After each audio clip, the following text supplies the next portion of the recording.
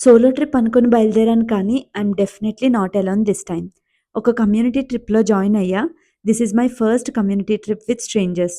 Around 10 ఏఎంకి అంతా gather అయ్యి మేము జర్నీ స్టార్ట్ చేసి స్ట్రెయిట్‌గా అవర్ ఫస్ట్ మేజర్ స్టాప్ ఫిఫే ఫాల్స్‌కి స్టార్ట్ అయ్యాం. వాటర్ ఫాల్స్ రీచ్ అవ్వడానికి జస్ట్ ఒక 30 minute walk through lush green fields. సీరియస్‌గా ప్యూర్ పారడైజ్ అసలు. క్రౌడ్ అస్సలు లేరు. సో, ఫుల్‌గా వాటర్ ఫాల్స్‌లో చిల్ అయ్యాం.